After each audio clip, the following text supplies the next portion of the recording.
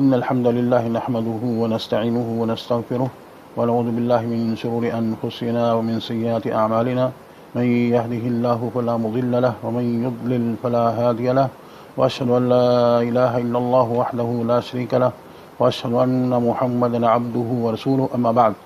ابھی ذوالحجہ کا پہلا عشرہ شروع ہے اور پہلے عشرے کی فضیلت کے بارے میں نبی علیہ السلام فرماتے ہیں ما من ایام العمل الصالح فیہن احب الی اللہ من هذه الايام العشر قالوا ولا الجهاد في سبيل الله قال ولا الجهاد في سبيل الله الا رجل خرج بنفسه وماله فلم يرجع من ذلك بشيء.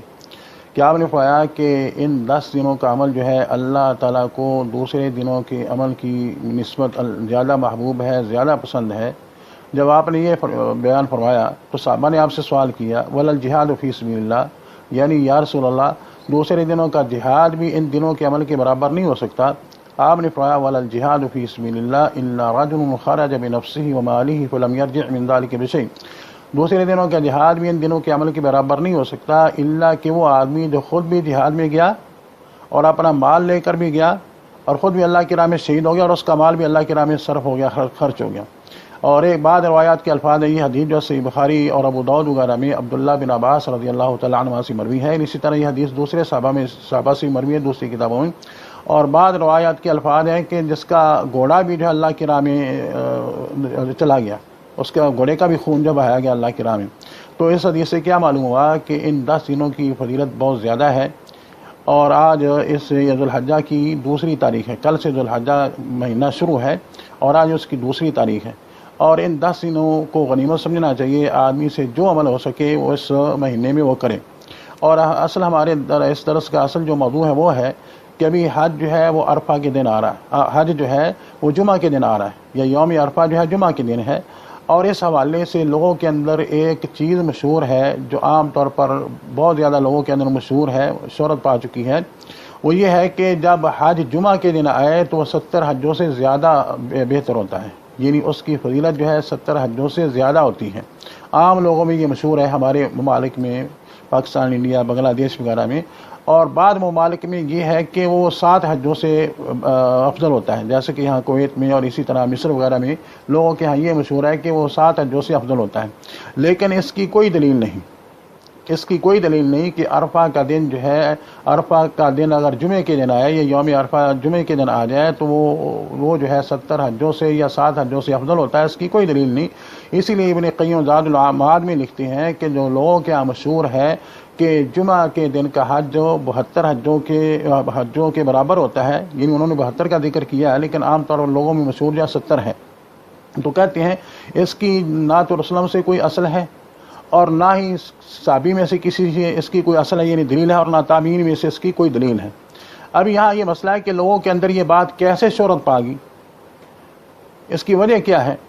اس کی وجہ یہ ہے، ایک تو یہ ہے کہ بعض فقہا نے کتابوں میں ذکر کیا کہ عرفہ جب جمعہ کے دن آئے تو اس کی فضیلت کیا ہے کہ 70 حجوں سے افضل ہوتا ہے. اور اس کی بنیاد کیا ہے؟ اس کی بنیاد ایک وہ روایت ہے جسے امام رزین نے اپنی کتاب میں ذکر کیا ہے. امام رزین جو ہے یہ 525 یا 30 ہجری میں فوت ہوئے ہیں، 525 یا 30 ہجری میں فوت ہوئے ہیں. ان کی ایک کتاب ہے جس کا نام ہے تجرید الصحاح. اور اس کتاب میں انہوں نے جو حدیث کی مشہور 6 کتابیں ہیں، بخاری، مسلم، ابو داؤد، ترمذی، نسائی، ابن ماجہ، ان کی حدیث کو جمع کرنے کی کوشش کی ہے. یعنی اپنی اس کتاب میں انہوں نے ان 6 کتابوں کی حدیثوں کو جمع کیا ہے، لیکن جمع کرنے میں ان کو بڑے بڑے اوہام ہوئے ہیں. حدیث کو جمع کرنے میں بڑے بڑے اوہام ہوئے ہیں. کیسے کہ بعد ایسی حدیثیں ہیں جو ان کتابوں میں کے اندر موجود ہیں، یعنی 6 حدیث کی جو 6 مشہور کتابیں ہیں ان میں سے بعض کتابوں کے اندر حدیث ہیں لیکن وہ اپنی اس کتاب میں نہیں لا سکے. اور بعض ایسی روایات بھی ہیں کہ جو ان کی کتاب تجرید الصحاح میں ہیں لیکن حدیث کی کسی دوسری کتاب میں ان کا کوئی وجود نہیں. اور ان روایات میں سے ایک روایت یہ بھی ہے کہ جس میں یہ ہے کہ جب عرفہ کا دن جمعہ کے دن آ جائے تو وہ 70 حجوں سے بہتر ہوتا ہے، 70 حجوں سے بہتر ہوتا ہے. انہوں نے اس حدیث کو ایک دوسری حدیث سے پہلے ذکر کیا ہے دوسری حدیث کیا ہے؟ اس حدیث میں نبی علیہ السلام فرماتے ہیں، اور وہ ترمذی وغیرہ میں عبداللہ بن عمر رضی اللہ تعالیٰ عنہما، اسی طرح بعض دوسری کتابوں میں دوسرے صحابہ سے مروی حدیث ہے، آپ نے فرمایا افضل دعا یوم عرفہ، بہترین دعا جو ہے وہ عرفہ کے دن کی دعا ہے، وافضل ما قلت انا والنبیون من قبلی، اور عرفہ کے دن میں نے اور مجھ سے پہلے انبیاء نے جو سب سے بہترین، یہ سب سے اچھی دعا کی، وہ کیا دعا تھی؟ لا الہ الا اللہ وحدہ لا شریک لہ لہ الملک ولہ الحمد وہو علی کل شیء قدیر، یہ دعا۔ اور اس حدیث سے پہلے انہوں نے ایک ٹکڑا پہلے ذکر کر دیا، وہ کیا ہے؟ افضل الایام یوم عرفہ اذا وافق ذلک یوم جمعہ فهو افضل من 70 حجہ فی غیر یوم جمعہ، کہ دنوں میں سب سے بہترین دن جو ہے وہ دن ہے جو عرفہ کا دن ہے جب وہ جمعہ کے دن آ جائے، جب وہ جمعہ کے دن عرفہ کا دن آئے تو وہ 70 حجوں سے زیادہ فضیلت والا ہوتا ہے، 70 حجوں سے زیادہ فضیلت والا ہوتا ہے۔ لیکن انہوں نے جو اس حدیث کا پہلے ٹکڑا ذکر کیا ہے، اس کی کوئی بنیاد نہیں، اس کی کوئی اصل نہیں، پتہ نہیں کہاں سے وہ لے آئے اس کو، کیسے ان کو یہ وہم ہوا۔ اسی لیے ابن حجر، جن کے بارے میں علماء نے کہا ہے کہ ابن حجر پر حدیث کے حفاظ جو ہے ختم ہو چکے ہیں، وہ فتح الباری میں کیا لکھتے ہیں کہ جس عالم نے بھی اس روایت کا ذکر کیا ہے سب نے رزین کا ہی حوالہ دیا ہے، حتیٰ کہ جلال الدین سیوطی وہ حدیث کی تخریج کے معاملے میں بڑے معروف ہیں، مشہور ہیں، ان کو بھی سوائے رزین کی کتاب میں حدیث کی کسی دوسری کتاب میں یہ روایت نہیں ملی۔ تو حافظ ابن حجر وہ لکھتے ہیں فتح الباری میں کہ رزین نے اس روایت کو ذکر کیا ہے، لیکن انہوں نے نہ تو یہ بیان کیا ہے کہ کس محدث نے، کس امام نے اس حدیث کو اپنی کتاب میں ذکر کیا ہے یا روایت کیا ہے، اور نہ ہی کسی صحابی کا نام انہوں نے ذکر کیا ہے۔ اسی طرح حافظ ابن حجر کے شاگرد علامہ سخاوی، ان کی کتاب ہے الاجوبہ المرضیہ، 3 جلدوں میں یہ چھپی ہوئی ہے، انہوں نے بھی اس میں یہی بات کہی ہے، اور تو یہ روایت کسی کو نہیں ملی کہ حدیث کی کس کتاب کے اندر ہے۔ امام ابن الاثیر نے، انہوں نے جامع الاصول کتاب لکھی ہے، اور ان کی اس کتاب کی اصل جو رزین کی کتاب ہے، تو اس میں لکھتے ہیں کہ کئی ایسی حدیثیں ہیں کہ جو دوسری کتابوں میں ہیں لیکن ان کی کتاب میں نہیں پائی جاتی، رزین کی کتاب میں، اور بعض ایسی روایتیں ہیں کہ جو ہیں لیکن ان کا مجھے کوئی حوالہ نہیں ملا، یعنی وہ حدیث کی کس کتاب میں ہے، وہ حدیثیں۔ تو اسی طرح اور بھی بہت سے علماء نے امام رزین پر یہ تنقید کی ہے۔ علامہ شوکانی ایک حدیث کا ذکر کرتے ہوئے لکھتے ہیں کہ ایک عالم نے اس حدیث کو رزین کا حوالہ دیا اس حدیث کے لیے، تو علامہ شوکانی کہتے ہیں کہ رزین وہ امام نہیں ہے کہ جو اپنی سند سے رسول اللہ سے روایتیں بیان کرتے ہوں۔ پھر اس کے بعد لکھتے ہیں کہ ان کی کتاب میں ایسی روایتیں ہیں کہ جن کی کوئی اصل نہیں، تو کہتے ہیں وہ علماء اسلام میں سے ہیں لیکن انہوں نے جو کام کیا ہے یہ موت پر علماء نہیں کرتے۔ اسی طرح ابن صلاح نے بھی کہا کہ ان کا کسی حدیث کو ذکر کرنا کوئی موت بار نہیں ہے۔ اسی طرح اور علماء نے بھی، علامہ ذابی کہتے ہیں کہ انہوں نے اپنی کتاب کے اندر ایسی چیزیں داخل کر دی ہیں کہ جو غیر صحیح ہیں، جو درست نہیں ہیں۔ تو بہت سے علماء نے امام رزین پر تنقید کی ہے، اور یہ روایت صرف رزین کی کتاب میں ملتی ہے اور حدیث کی کسی کتاب میں یہ روایت نہیں۔ اس روایت کی بنا پر جو لوگوں کے اندر یہ بات مشہور ہوگی کہ جمعے کے دن کا حج جو ہے 70 حجوں سے افضل ہوتا ہے۔ یہاں جامع الاصول ابن اسیر کی جو کتاب ہے، اس کی تخریج یا اس کی تحقیق کی ہے جو شام کے سوریہ کے بہت بڑے عالم ہوئے، اللہ رحمت کرے، تو وہ لکھتے ہیں اس روایت کے بارے میں نے جیسے بتایا کہ اس حدیث کے 2 ٹکڑے ہیں۔ جو دوسرا ٹکڑا ہے کہ آپ نے فرمایا کہ بہترین دعا جو میں نے اور مجھ سے پہلے انبیاء نے عرفہ کے دن کی وہ دعا ہے لا الہ الا اللہ وحدہ لا شریک لہ، یہ ٹکڑا جو ہے یہ ثابت ہے، کئی حدیث کے اندر یہ وارد ہے۔ اور اس سے پہلے انہوں نے اس ٹکڑے کو ذکر کیا جس میں ہے کہ دنوں میں سب سے بہترین دن عرفہ کا دن ہے جب وہ جمعہ کے دن آ جائے، اور وہ 70 حجوں سے افضل ہوتا ہے۔ تو اس روایت کے جو دوسرا ٹکڑا اس کے بارے میں کہتے ہیں یہ حسن درجے کی روایت ہے، اور جو پہلا ٹکڑا اس کے بارے میں کہتے ہیں کہ یہ ضعیف ہے، جبکہ ضعیف کہنا یہ درست نہیں۔ ضعیف کہنے کے معنی کیا ہے کہ یعنی روایت ہے لیکن اسنادی اعتبار سے معتبر نہیں ہے، لہذا ان کا اس کو ضعیف کہنا یہ درست نہیں۔ یہ کہنا چاہیے تھا بے اصل لا اصل لہ، اس کی کوئی اصل نہیں۔ ابھی انہوں نے ضعیف کہہ دیا، جو نہیں جانتا وہ دیکھے گا ٹھیک ہے یہ ضعیف روایت ہے، چلے کوئی نہیں، فضائل اعمال میں ضعیف روایت بھی چلتی ہے، جیسے کہ عام طور پر یہ لوگوں کے مشہور ہے، اور یہ ہوا کسی عام آدمی سے نہیں، ملا علی قاری سے یہ کام ہوا۔ ملا علی قاری کیا کہتے ہیں کہتے ہیں اگر یہ روایت ضعیف بھی ہے تو فضائل اعمال میں جو ہے وہ ضعیف روایت پر عمل کرنا اس پر سب کا اتفاق ہے۔ اور ملا علی قاری نے ایک رسالہ لکھ مارا اسی روایت کی بنا پر، جس کا نام ہے الحد الاوفر فی الحج الاکبر، الحد الاوفر فی الحج الاکبر، اور اس کے اندر انہوں نے اس روایت کا ذکر، اسی روایت کو بنیاد بنایا انہوں نے۔ تو کہتے ہیں اگر یہ ضعیف ہے تو فضائل اعمال میں ضعیف روایت پر بھی عمل ہو سکتا ہے، اس پر اتفاق ہے، اور یہ بات محل نظر ہے۔ ملا علی قاری کا یہ کہنا کہ ضعیف فضائل اعمال میں ضعیف روایت جو ہے وہ قابل عمل ہے، اس پر اتفاق ہے، یہ بات درست نہیں۔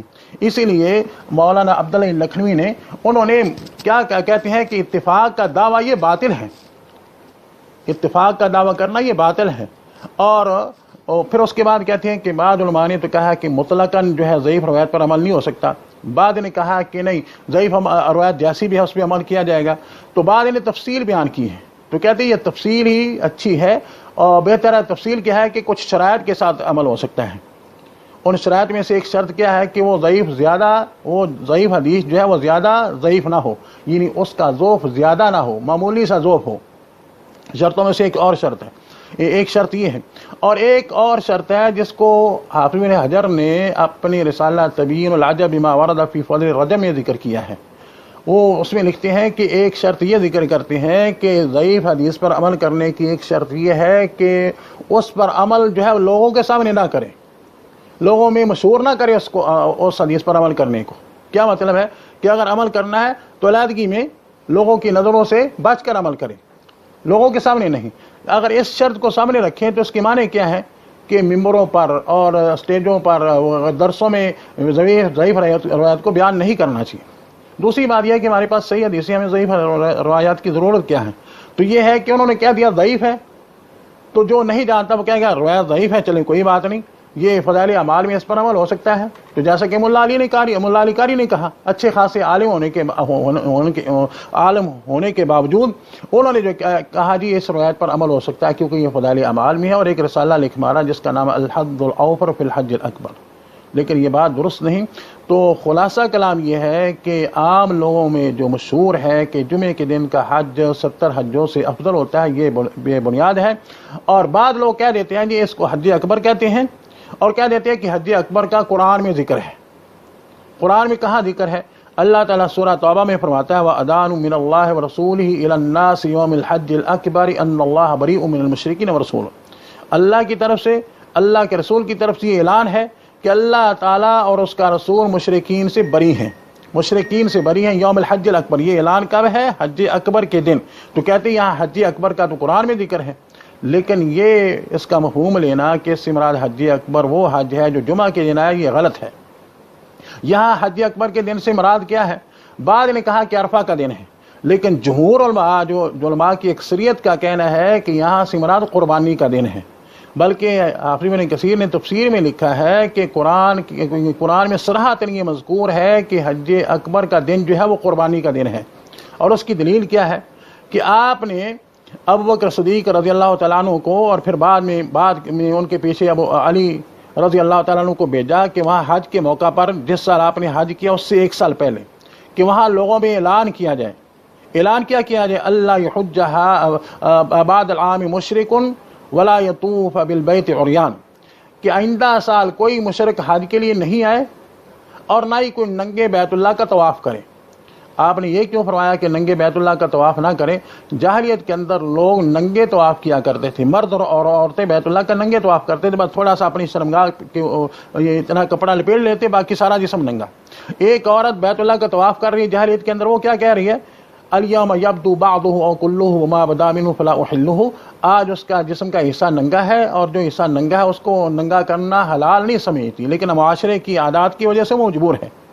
تو یہ اعلان کب ہوا؟ یہ منا میں قربانی کے دن اعلان کیا گیا، قربانی کے دن اعلان کیا گیا۔ تو یوم حج الاکبر سے مراد کیا ہے؟ قربانی کا دن۔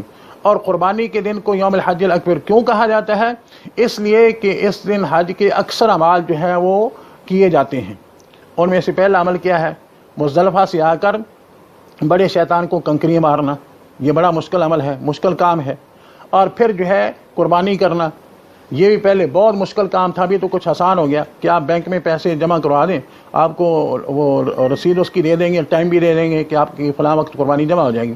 اور تیسرا سر کے بال منڈوانا اور یا کٹوانا، لیکن بڑھوانا افضل ہے۔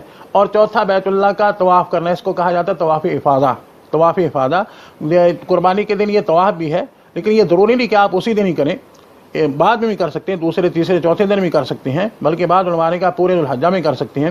تو یہ 4 کام بڑے بڑے کام ہیں، اس دن کیے جاتے ہیں، اس لیے قربانی کے دن کو یوم الحج الاکبر کہا گیا، کیونکہ حج کے اکثر اعمال اس دن کیے جاتے ہیں، اس لیے اس کو یوم حج الاکبر کہا گیا۔ اور امام نووی نے لکھا ہے کہ یہ حج اصغر کے مقابلہ میں، یہ عمرہ جو حج اصغر ہے اور حج جو یہ حج اکبر ہے، تو اس کے خلاصہ کلام یہ ہے کہ اس کے یہ معنی نہیں کہ جو بعض لوگ سمجھتے ہیں کہ اس یوم الحج الاکبر سے مراد جو ہے عرفہ کا حج ہے جو جمعہ کے دن آ جائے، یہ مراد نہیں ہے۔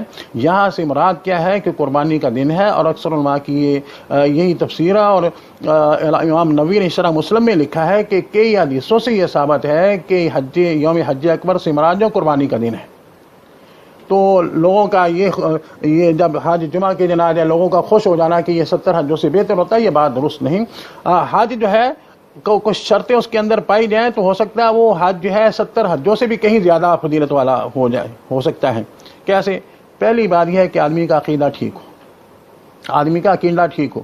اگر عقیدہ خراب ہے تو اس کا حج کیا کہ 70 حجوں سے افضل ہوگا، اس کا حج ہی اللہ تعالیٰ کے قابل قبول نہیں، کیونکہ عمل کی قبولیت کے لیے عقیدے کی صحت شرط ہے۔ آپ جانتے ہیں کہ کفار مکہ جو ہے بیت اللہ کا حج بھی کرتے تھے، بیت اللہ کا طواف بھی کرتے تھے، حاجیوں کی خدمت بھی کرتے تھے، لیکن ان کے لیے کوئی اجر و ثواب نہیں، ان کا عمل اللہ تعالیٰ کے قابل قبول نہیں۔ کیوں؟ عقیدہ ٹھیک نہیں تھا، اللہ پر ایمان نہیں تھا، اللہ کی ذات کے ساتھ شرک کرتے تھے۔ تو پہلی بات ہے کہ عقیدہ ٹھیک ہو۔ ہمارے بعد لوگ ایسے ہیں کہ جاتے ہیں وہاں، اور وہاں جانے کے باوجود ان کا عقیدہ وہی ہوتا ہے، ان کا عقیدہ وہی خراب عقیدہ ہوتا ہے۔ یہ جیسے کہ آپ جانتے ہوں گے، آج جمعے کے بعد ایک صاحب کہہ رہے تھے کہ آپ بتا رہے تھے یا کون تھے، دوسرے کہہ رہے تھے کہ ہمارے وہاں جب حج پہ جاتے ہیں پہلے اجمیر شریف جاتے ہیں، واپس آتے ہیں تو پہلے وہاں جاتے ہیں۔ تو ایسے لوگوں کا حج کہاں اللہ تعالیٰ کے قابل قبول ہوگا؟ اور اسی طرح ہمارے علاقے کا واقعہ ہے کہ ایک آدمی گیا عمرے کے لیے، واپس آیا، پہلے وہ علی حجویری کے مزار پہ گیا، پھر گھر میں آیا۔ تو کیا فائدہ اللہ کے گھر میں جانے کا؟ کیا فائدہ ہے جب شرک کو چھوڑنا نہیں، عقیدے کی اصلاح نہیں کرنی؟ یہاں ایک دفعہ میرا کویت میں ایک درس تھا ایک مسجد میں، تو درس کے بعد ایک صاحب کہنے لگے کہ ایک آدمی گیا وہاں حج کے لیے، عمرہ کے لیے گیا، تو وہاں کیا ہوا، بیمار ہو گیا، اور وہاں پاکستان اپنے گھر والوں کو فون کرتا ہے کہ فلاں مزار پہ جا کر میرے لیے صحت کی دعا کرو، شفا کی دعا کرو۔ عجیب بات ہے، کہاں آئے ہوئے؟ اللہ کے گھر میں آئے ہوئے ہو، جو اللہ تعالیٰ کا گھر ہے اور مسجد حرام ہے، جس میں 1 لاکھ نماز سے بہتر ہے، وہاں دعا نہیں، وہاں جا کر دعا کرو۔ اور یہ اس کے بعد 2-3 مہینے بعد ایک دوسری مسجد میں میرا درس تھا، تو وہاں میں نے واقعہ بیان کیا۔ ایک صاحب کہنے لگے درس کے بعد، یہ کہاں کس آدمی کا واقعہ؟ میں نے کہا بھی 2-3 مہینے مجھے پہلے ایک آدمی نے بیان کیا تھا، مجھے نہیں پتا وہ آدمی کون تھا، میرے ذہن میں نہیں ہے ابھی، وہ تکرار کر رہا ہے کہ اس کا مطلب تھا یہ کیسے ہو سکتا ہے۔ ایک آدمی کھڑا ہوا اسی مسجد کے نوازیوں میں سے، کہنے لگا کہ ہمارے خاندان کے اندر ایک آدمی کا یہ سیم واقعہ ہے۔ تو یہ حال ہے مسلمانوں کا، اس سے تو بہتر ہے کہ نہیں جائیں۔ جب یہ اب عقیدے کی اصلاح نہیں کرنی تو پھر نہ حج اس کے کام ہے، نہ اس کا عمرہ کو اس کے کام ہے، نہ کوئی نماز اس کے کام آئے گی۔ اور شرک ایک ایسا جرم ہے، ایسا گناہ ہے جو سب اعمال کی بربادی کا سبب بنتا ہے۔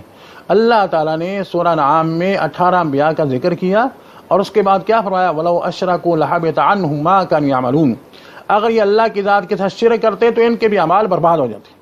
اور پھر اللہ تعالیٰ نے ہمارے نبی سے کیا فرمایا، جیسا کہ سورہ زمر میں ہے، وَلَقَدْ أُوحِيَ إِلَيْكَ وَإِلَى الَّذِينَ مِن قَبْلِكَ لَئِنْ أَشْرَكْتَ لَيَحْبَطَنَّ عَمَلُكَ وَلَتَكُونَنَّ مِنَ الْخَاسِرِينَ۔ کہ وَلَقَدْ أُوحِيَ إِلَيْكَ وَإِلَى الَّذِينَ مِن قَبْلِكَ، اے نبی آپ کی طرف اور آپ سے پہلے رسولوں کی طرف یہ وحی کی گئی، لَئِنْ أَشْرَكْتَ لَيَحْبَطَنَّ عَمَلُكَ، اگر آپ اللہ کے ساتھ شرک کریں گے، اللہ کے ساتھ، تمہاری آپ کا عمل برباد ہو جائے گا اور آپ خسارہ اٹھانے والوں میں سے بن جائیں گے۔ تو سب سے پہلے جس بات کی ضرورت ہے کہ آدمی اپنے عقیدے کی اصلاح کرے، اور دوسری بات کیا ہے کہ آدمی سنت کے مطابق حج کرے، اس کی کوشش یہ ہے کہ میں سنت کے مطابق حج کرے۔ آج لوگوں میں حج کا عمرے کا بہت ذوق شوق پایا جاتا ہے، یہ اچھی بات ہے، لیکن اس طرف کوئی توجہ نہیں دیتی کہ ہم عمرے پہ جا رہے ہیں، حج پہ جا رہے ہیں، حج کے احکام کو، عمرے کے احکام کو، مسائل کو ہم سیکھیں۔ نہیں، سب پورے کا پورا اعتماد جو ہے وہ معلموں پر ہے، اور ان میں بھی بڑے بڑے جاہل موجود ہیں۔ یہ دعائیں بنائی، یہ پہلے چکر کی دعا ہے، یہ دوسرے کی دعا، یا تیسرے چکر کی دعا ہے، یہ سب بناوٹی دعائیں ہیں۔ تو آدمی سنت کے مطابق حج کرے. آپ نے جب حج کیا تو آپ نے کیا فرمایا؟ خذوا عنی مناسککم لعلی لا القاکم بعد عامی ھذا، اے لوگوں دیکھ لو کہ میں حج کیسے کر رہا ہوں، حج کے مسائل، حج کے مناسک مجھ سے سیکھ لو، شاید کہ میری آئندہ سال ملاقات نہ ہو، شاید کہ میری آئندہ سال تم سے ملاقات نہ ہو. اور یہی ہوا کہ آپ جو ہے 3 مہینے کے بعد وفات پا گئے. بعد کہتے ہیں 80 یا 82 رات، لیکن درست جو ہے کہ 3 مہینے بعد آپ وفات پا گئے. یہ اور اسی طرح تیسری شرط کیا ہے؟ تیسری ہے کہ آدمی حج کرے اللہ تعالیٰ کی رضا کے لیے، اللہ تعالیٰ کو خوش کرنے کے لیے، اللہ تعالیٰ کا فریضہ سمجھ کر کے، اللہ تعالیٰ کا فریضہ ہے جس کی ادائیگی مجھ پر فرض ہے، اس لیے حج کرے. لیکن اگر کوئی اور مقصد ہے، ریاکاری دکھلاوا ہے، تو اس کا حج اللہ تعالیٰ کے قابل قبول نہیں، کیونکہ وہ عمل جو ریاکاری اور دکھلاوے کی بنا پر کیا جائے وہ عمل اللہ تعالیٰ کے قابل قبول نہیں ہے. اور آج لوگوں میں یہ عام چیز ہے، ریاکاری دکھلاوا. ابھی ہمارے ہاں کیا ہے، جب حاجی صاحب نے جانا، حج پہ پتہ چل گیا کہ میں جا رہا ہوں، تو پہلے سے اپنے نام سے پہلے حاجی لکھنا شروع کر دیتے ہیں. مقصد شہرت ہے، شہرت ہے. اگر اللہ کی رضا مقصود نہیں، رسول اللہ نے کیا فرمایا، جیسے صحیح بخاری صحیح مسلم نے ابو ہریرہ کے حدیث میں من حج للہ، جو اللہ کے لیے حج کرے، فلم یرفث ولم یفسق رجع من ذنوبہ کیوم ولدتہ امہ، جو اللہ کے لیے یعنی اللہ کی رضا کے لیے حج کرے اور وہاں کسی فسق و فجور کا ارتکاب نہیں کرتا، کسی گناہ کا مرتکب نہیں ہوتا، تو وہ ایسے ہو جاتا ہے حج کے بعد جیسے کہ آج ماں کے پیٹ سے پیدا ہوا. تو آپ نے کیا فرمایا؟ من حج للہ، جو اللہ کے لیے حج کرے. اسی طرح کوئی بھی عمل ہو، کوئی بھی نیکی ہو، وہاں اللہ کی رضا مقصود ہوگی تو عمل اللہ تعالیٰ کے قابل قبول ہے. مسجد بنانا کتنی فضیلت کا باعث ہے. آپ نے کیا فرمایا؟ من بنا للہ مسجدا بنى اللہ لہ بیتا فی الجنہ، جو اللہ کے لیے مسجد بنائے اللہ اس کے لیے جنت میں گھر بنائے گا. لیکن ایک روایت میں کیا؟ من بنا للہ مسجدا، یعنی اللہ کے لیے جو مسجد بنائے. یہ نہیں کہ ایک آدمی مسجد بناتا، لوگ کہیں دیکھو وہ فلاں آدمی جو کتنا ہے، اس نے تو مسجد بنا دی ہے وغیرہ وغیرہ. اگر شہرت مقصود ہے، ریاکاری مقصود ہے، تو کوئی عمل اللہ تعالیٰ کے قابل قبول نہیں. ابن ماجہ میں ابو سعید خدری رضی اللہ تعالیٰ عنہ کی حدیث ہے، فرماتے ہیں کہ مسجد میں بیٹھے دجال کے بارے میں گفتگو کر رہے تھے. آپ جانتے ہیں کہ دجال کا فتنہ جو ہے بہت بڑا فتنہ ہے. رسول اللہ اتنے میں تشریف لے آئے. جب آپ نے ہماری گفتگو سنی تو آپ نے فرمایا کہ میں تمہیں ایسے فتنے کے بارے میں خبر نہ دوں کہ جس سے مجھے دجال سے بھی ڈر ہے. صحابہ نے فرمایا کہ رسول اللہ آپ بتائیں. آپ نے کیا فرمایا؟ وہ ریاکاری شرک خفی ہے، وہ شرک اصغر ہے. پھر آپ نے اس کی مثال دی کہ ایک آدمی نماز پڑھ رہا ہے، جب دیکھتا ہے کہ دوسرا اس کو دیکھ رہا ہے نماز پڑھتے ہوئے، تو نماز کو بڑا بنا سنوار کر خشوع خضوع کے ساتھ نماز پڑھتا ہے، تاکہ وہ کہیں دیکھے کتنا آدمی کتنی اچھی نماز پڑھ رہا ہے. یہ ریاکاری دکھلاوا جو ہے، ریاکاری دکھلاوے کی بنا پر جو عمل کیا جائے وہ اللہ تعالیٰ کے قابل قبول نہیں. یہ مسند احمد میں محمود بن لبید رضی اللہ تعالیٰ عنہ کی حدیث ہے، جس میں رسول اللہ فرماتے ہیں کہ جب اللہ تعالیٰ لوگوں کو ان کے اعمال کا بدلہ دے گا تو ان لوگوں سے کہے گا جنہوں نے دنیا کے اندر اعمال کیے ہوں گے اللہ کی رضا کے لیے نہیں بلکہ دکھلاوے کے لیے، اللہ تعالیٰ ان سے کیا فرمائے گا؟ اذهبوا الى الذين كنتم تراؤون فانظروا هل تجدون عندهم جزاء، جاؤ جن کے لیے تم نے یہ عمل کیے تھے، نیکیاں کی تھی، ان سے اس کا بدلہ لو، دیکھو وہ تمہیں بدلہ دیتے ہیں یا نہیں، دیکھو تمہیں ثواب ملتا ہے یا نہیں. تو اس لیے ضروری ہے کہ آدمی ریاکاری دکھلاوے سے دور ہو کر عمل کرے. کوئی بھی عمل کرے، صرف حج کی بات نہیں، کوئی بھی نیک عمل کرے تو آدمی ریاکاری دکھلاوے سے دور رہے. اگر یہ چیزیں پائی گئی، عقیدہ آدمی کا ٹھیک ہے اور حج سنت کے مطابق ہے اس کا، اور اللہ کی رضا کے لیے حج ہے، اللہ کو خوش کرنے کے لیے، کوئی دنیاوی مقصد نہیں، تو پھر ہو سکتا ہے کہ اس کا حج جو ہے یہ 70 حجوں سے بھی کہیں زیادہ افضل ہو، کیونکہ ایک نیکی جو ہے 10 سے لے کر 700 نیکیوں تک پہنچ جاتی ہے. صحیح بخاری صحیح مسلم میں عبداللہ بن عباس رضی اللہ تعالیٰ عنہ کی حدیث میں ہے، آپ فرماتے ہیں ان اللہ کتب الحسنات والسیئات، اللہ تعالیٰ نے نیکیوں کو بھی لکھا اور جو گناہ والے کام تھے ان کو بھی لکھا. ثم بین، پھر اللہ تعالیٰ نے ان کو بیان کیا. پھر آپ فرماتے ہیں فمن ہم بحسنۃ فلم یعملها کتبہ اللہ عنده حسنۃ کاملہ، جو کسی نیکی کے کرنے کا خیال کرتا ہے کہ میں یہ کام کروں، یہ نیکی کروں، تو اس کے بعد وہ نیکی کرتا نہیں، تو اللہ تعالیٰ اس کی اعمال نامے میں لکھ دیتا ہے کہ اس نے ایک نیکی کی. یہ دیکھیں اللہ کا کتنا بڑا فضل ہے. اس نے خیال کیا کہ میں یہ نیکی کروں گا لیکن نیکی نہیں کی، تو اللہ تعالیٰ اس کے اعمال نامے میں اس کی ایک نیکی لکھ دیتا ہے. پھر آپ عاطفہ ہما بہا فعملھا، اگر اس نے جو ارادہ کیا، خیال کیا، پھر اس پر عمل بھی کیا، وہ نیکی بھی کی، تو اس نیکی کو اللہ تعالیٰ 10 نیکیوں سے لے کر 700 تک لکھ دیتا ہے. جتنا خلوص ہوگا، اللہ کی رضا مقصود ہوگی، جتنا عمل سنت کے مطابق ہوگا، اتنا ہی اس کا اجر و ثواب زیادہ ہوگا. تو خلاصہ کلام یہ ہے کہ عام لوگوں میں یہ جو بات مشہور ہے کہ جمعے کے دن کا حج جو ہے 70 حجوں سے افضل ہوتا ہے، یہ بات درست نہیں۔ یہ اس پر میرا عربی میں بھی رسالہ ہے، وہ چھپا ہوا 2 سال پہلے یہاں کویت میں، اور اردو میں بھی میں نے اس کا اردو میں ترجمہ کیا ہے۔ وہ خیال تھا کہ حج سے پہلے اس کو چھاپا جائے، لیکن وہ نہیں ہو سکا، کیونکہ بعد میں معلوم ہوا کہ حج اس دفعہ جمعے کے دن آ رہا ہے۔ تو لیکن 2-3 ہفتے میرا ایک وہاں لاہور کے ایک اخبار میں الاعتصام میں جو ہے اسی مسئلہ پر مضمون جو ہے وہ شائع ہوا ہے، جس میں مختصر سا میں نے بیان کیا ہے کہ لوگوں میں عام مشہور جو ہے کہ جمعے کے دن کا حج جو ہے وہ 70 حجوں سے افضل ہوتا ہے، یہ بات جو ہے بے اصل ہے، بے بنیاد ہے، اس کی کوئی دلیل نہیں۔ تو انہیں چند کلمات پر اکتفا کرتے ہیں۔